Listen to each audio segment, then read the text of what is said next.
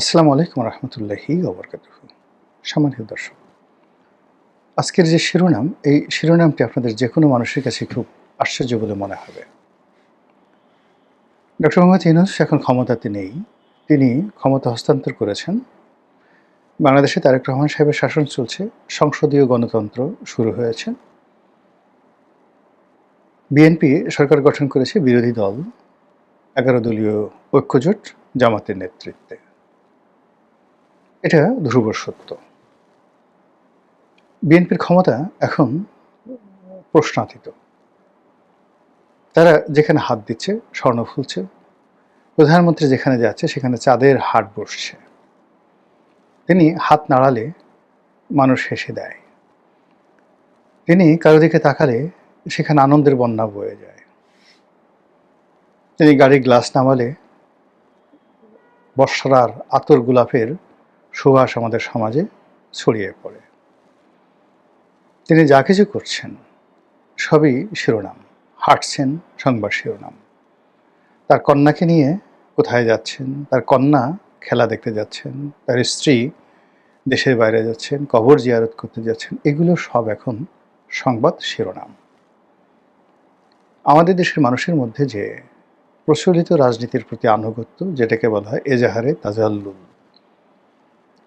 এর প্রেক্ষিতে সবাই এখন বিএনপির বাইরে অন্য কোনো চিন্তা করতে পারছেন না। সবার ধারণা 2041 সন পর্যন্ত বিএনপি ক্ষমতায় থাকবে এবং তারেক রহমান সাহেব যতদিন জীবিত আছেন তিনি ক্ষমতায় থাকবেন।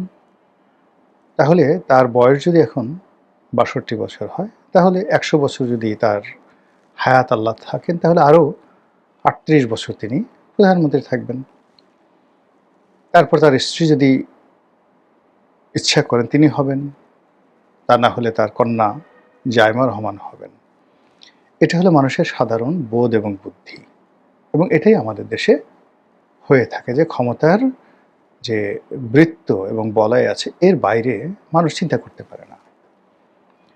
মানুষের আমাদের দেশের আরেকটা চরিত্র হলো যে আপনার বাড়ি আছে, গাড়ি আছে, টাকা আছে, পয়সা আছে, স্বাস্থ্য আছে, জ্ঞান বুদ্ধি সব কিছু আছে, কিন্তু আপনার কোনো মূল্য নেই যদি না আপনি কোনো সরকারি চাকরি না করেন, যদি কোনো সরকারি কর্মকর্তার সঙ্গে আপনার বন্ধুত্ব না থাকে, যদি মন্ত্রী এমপিদের সঙ্গে, প্রধানমন্ত্রীর সঙ্গে, রাষ্ট্রপতির সঙ্গে আপনার সম্পর্ক না থাকে, অথবা আপনি নিজে যদি এগুলো না হন, তাহলে আল্লাহ আপনাকে যত গুণাবলী দিয়েছেন কোনো গুণকে আমাদের এই দেশের মানুষ মনে করে না।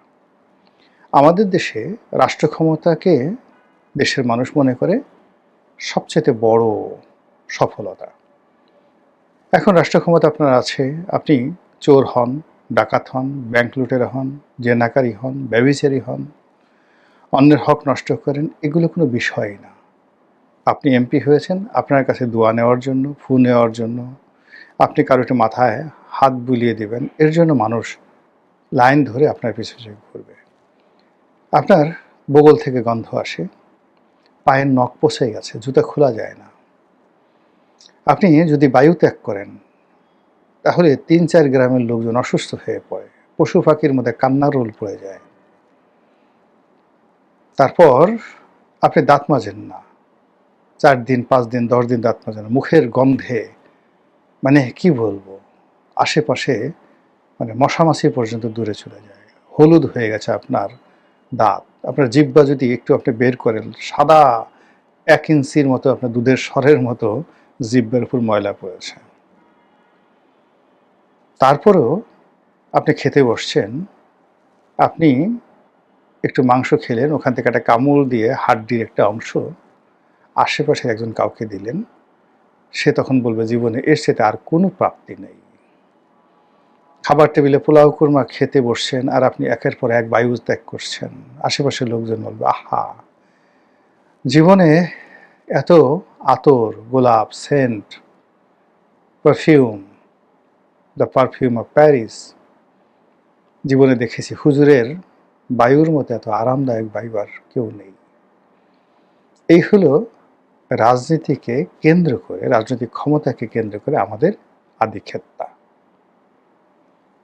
আমরা ক্ষমতাধরদের কাছে সব বিসর্জন দিই, নিজের ইজ্জত, আব্রু, পরিবার, পরিজন। এমনকি অনেকে নিজের স্ত্রী কন্যাকে ক্ষমতাধরদের প্রমোদ বালিকা রূপে তাদের বিছানায় পৌঁছে দিয়ে বাইরে আবার পাহারাদার হিসেবে বসে থাকে, যেন কেউ হুজুরকে ডিস্টার্ব না করে। তো এই ক্ষমতা, এই কারণে মানুষ ক্ষমতায় যেতে চায়, এই কারণে মানুষ ক্ষমতা ছাড়তে চায় না, এই কারণে মানুষ ক্ষমতাকে নিয়ে স্বপ্ন দেখে, আর এটা নিয়ে মানুষ অনার সৃষ্টি হয়। অথচ পৃথিবীর ইতিহাসে সবচেয়ে হাজার হাজার বছর ইতিহাসে সমাজ তখনই সভ্য হয়েছে যখন যে সমাজে দার্শনিকদেরকে, জ্ঞানী গুণীদেরকে সবচেয়ে বেশি মূল্যায়ন করা হয়েছে, ব্রাহ্মণরা যেখানে শ্রেষ্ঠতর হয়েছে, কবি সাহিত্যিকরা, জ্ঞানী গুণীরা যেখানে শ্রেষ্ঠতর হয়েছে, অলি আল্লাহ গাউস কুতুবরা যেখানে শ্রেষ্ঠতর হয়েছে, ওই সমাজ, ওই রাষ্ট্র, ওই দেশ, ওই কাল ইতিহাসে অমরত্ব লাভ করেছে। আর আমি যে কাহিনী বললাম, এই কাহিনী যেখানে আছে সেখানে উগান্ডা হবে, বুরুন্ডি হবে, আমাজনের জঙ্গল হবে, সাহারার মরুভূমির সেই যে অসভ্যতামি, সেই রাজ্যে শুরু হয়ে যাবে। আমাদের দেশে যেন এই ঘটনাগুলো না হয়, এই জন্য আল্লাহর কাছে পানাহা চাই। যেটা বলছিলাম, ডক্টর মোহাম্মদ ইউনূস ক্ষমতা ছেড়ে চলে গেছেন, কিন্তু তার আচার আচরণ দেখে মনে হচ্ছে তিনি আবার ক্ষমতা আসতে চান। তিনি অনেক মেহনত করে, কষ্ট করে সেই যমুনাতে এসেছেন জনাব তারেক রহমান সাহেবের সাথে দেখা করার জন্য। এখনো পর্যন্ত তিনি এসএসএ প্রোটোকল পাচ্ছেন,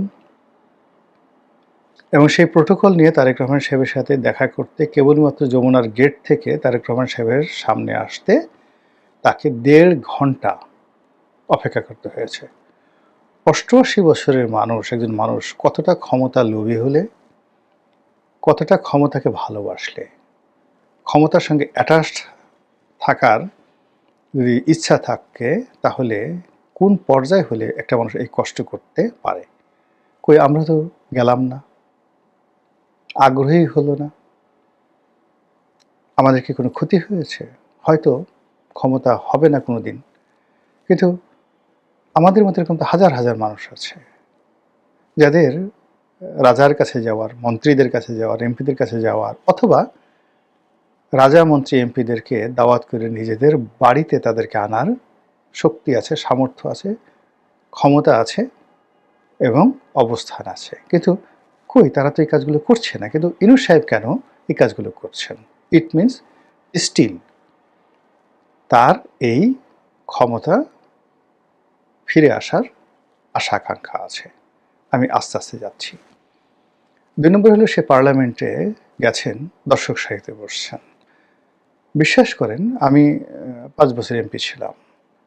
এমপি থাকাকালীন অবস্থায় আমার কতগুলো ইনহেরিট পাওয়ার আছে। যেমন সংসদের লাইব্রেরিটা আমি ব্যবহার করতে পারি, সংসদের যে একটা ক্লাব আছে সেই ক্লাবের আমি আজীবন সদস্য।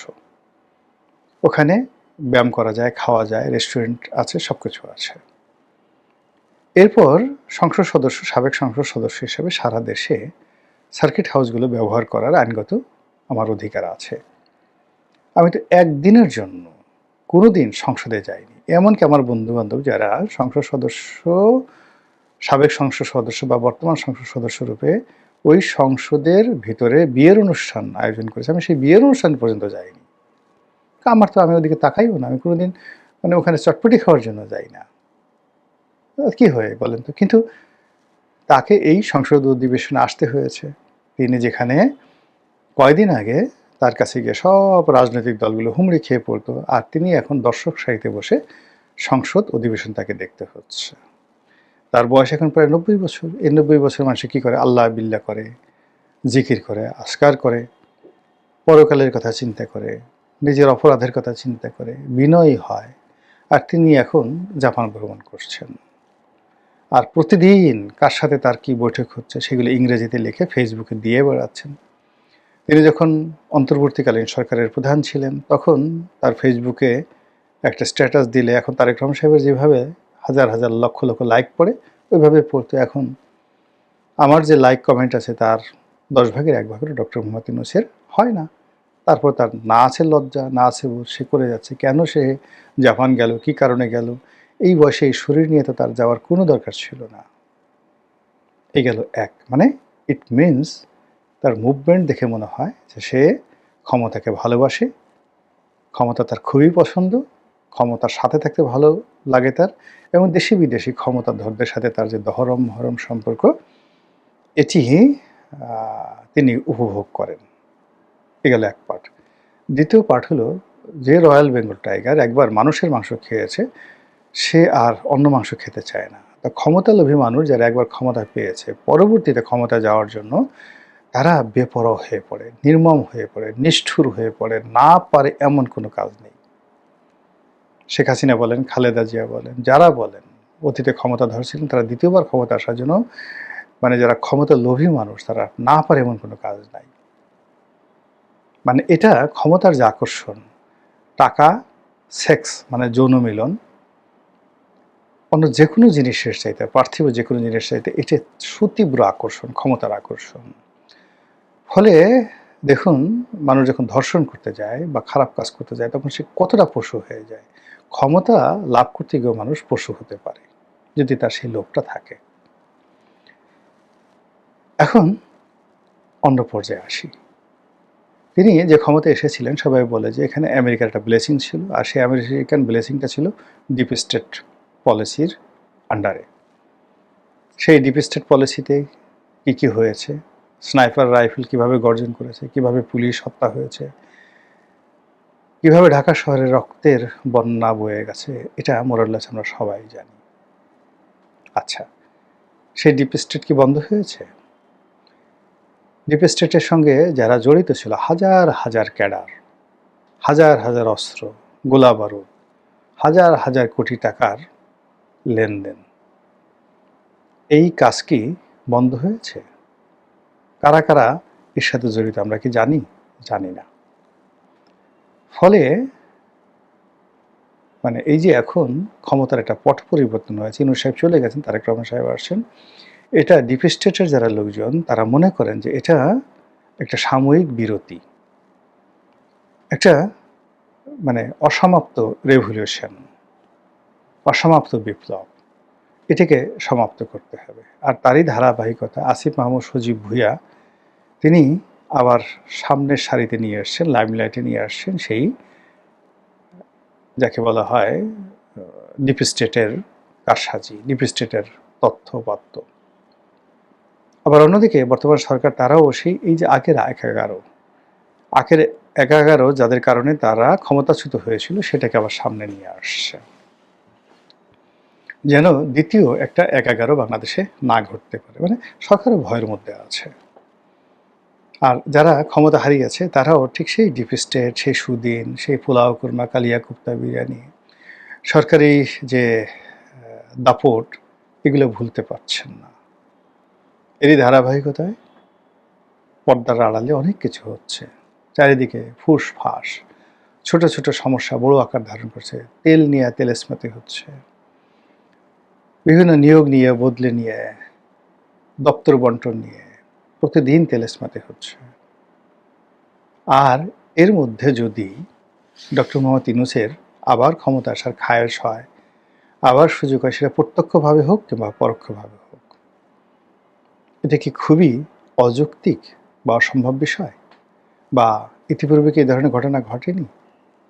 ইতিহাসে একটু খোঁজ নিয়ে আসেন।